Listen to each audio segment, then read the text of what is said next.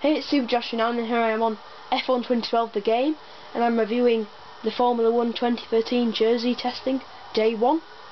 So most importantly, who was driving then today? Well, all 11 teams had one of the cars out and one of the drivers from the 2013 season. So in the McLaren was Jenson Button, in the Red Bull was Mark Webber, in the Ferrari was Felipe Massa, in the Mercedes was Nico Rosberg, in the Lotus was Romain Grosjean, who put in numerous laps. In the Sauber was Nico Hülkenberg. Force India, British driver Paul di Resta got that seat. Caterham Van der Garde, the new driver, he drove along, as well as Max Chilton, the 4th British driver on the grid for Marussia. Toro Rosso was Daniel Ricciardo.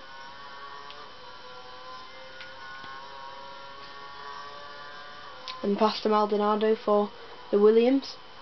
So most importantly, who topped the timesheets then? Well, Button pipped Webber at the end. Button had a time of 1:18.861. Webber couldn't match that and was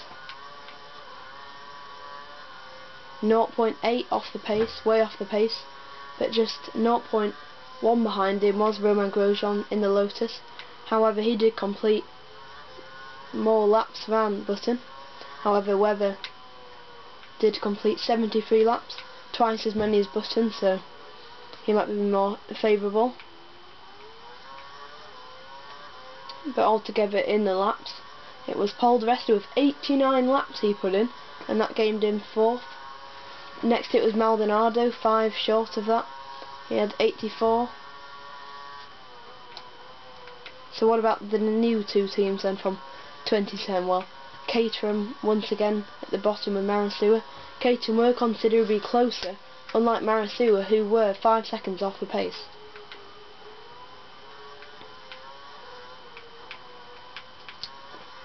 So what about the 2013 season then? Who's driving where and who could be challenging for the championship? Who will be challenging to break into the top 5? What about the midfield? And who will be pushing up for that 10th spot, maybe even 9th spot for the Caterham and Marussia? So let's start at the top. The fight for the title is surely mostly to be tipped to be a 3-horse race, 3 different cars. Vettel, Button or Alonso, many are saying now. Obviously Button now has his own team at McLaren. He has high chances after Hamilton left the Mercedes. Many are saying that an achievement for Hamilton in 2013 would just be to win a race. So that would be very good for him, but disappointing because he does want to challenge for that title every year after knowing that at McLaren, always challenging for the title, even though he has been unsuccessful since 2008 where he won his maiden World Championship. This is also Sebastian Vettel and Red Bull looking for their 4th consecutive double, getting the Constructors and the World Championships once again perhaps.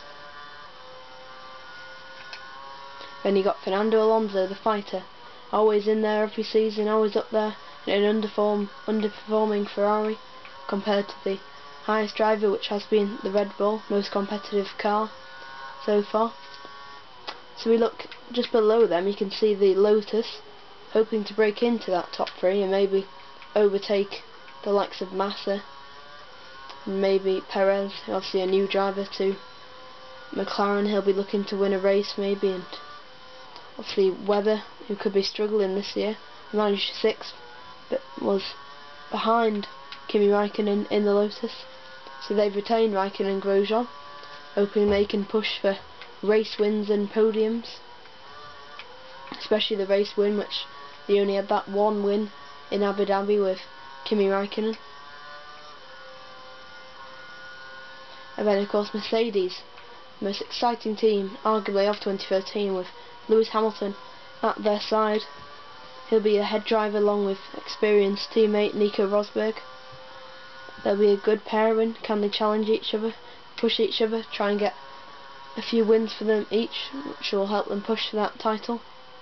They believe they can do it, but can they really? Is that car capable of challenging the likes of Ferrari, Red Bull and McLaren? And then you've got another team that are trying to break into that top 5 and possibly top 3 in the next 3 or 4 years. You've got Sauber, who now have Nico Hulkenberg, very proven at Force India, had very good results, nearly won in Brazil. So that's certainly a good driver move for them. They've also got rookie driver Sebastian Gutierrez from Mexico, who'll be competing along with Hulkenberg in a completely new lineup with Sauber after Kobayashi has not got a drive this year, as far as we know, and probably won't be filling that Force India seat, or perhaps the Marussia seat. And of course Perez, who has gone to McLaren for a new challenge. It's a rookie driver there at one of the top teams. And then Force India, probably the closest rivals to Sauber in the likes of Mercedes and Lotus. They'll have Paul di Resta, experienced driver and former teammate of his. Adrian Sutil does seem to be in the frame, but many pundits are tipping that Jules Bianchi, who will be driving at the test in a few days' time, swapping with di Resta, could fill that seat alongside Paul. Then you got Williams, the new driver Vitaly Bottas, another Finnish driver. Finnish drivers have obviously been really successful, but can he be the same? Then you got Pastor Maldonado, Spanish winner last year, but of course didn't pick up many points and was beaten by winless drivers. He was way down, nearly pipped by his teammate Bruno Senna, who has not got a drive for this year and is very outside of that Force India spot. And then Toro Rosso, same lineup again with Ricciardo and Verne keeping the likes of Da Costa and other drivers, other young drivers from taking that seat. Just as I'm taking Vettel's third place. This is Australia, obviously they're going to be the first race, where Caterham and Marussia are going to hope to close that gap, maybe even possibly score a point, and not end up in a spin like I just did then.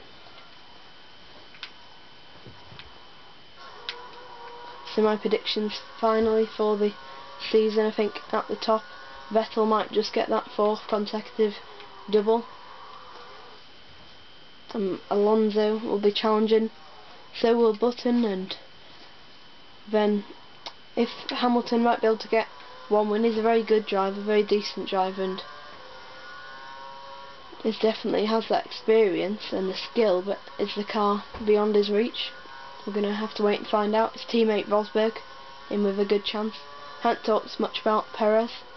See his big move up from Sauber. Can he cope with the pressure? Will he do a Kovalainen? Or will he do an Alonso and go on to do great things? We'll have to wait and see. And then can the Saubers and the Force Indias really push up? My predictions are that maybe the Sauber will, and probably could win a couple of races this season.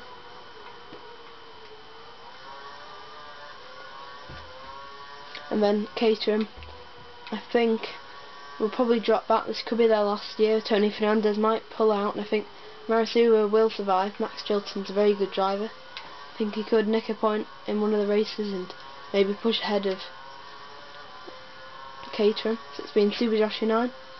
So this has been my Jersey Day 1 review, and also the 2013 World Championship preview. It's been Super Joshua 9, and thanks for watching.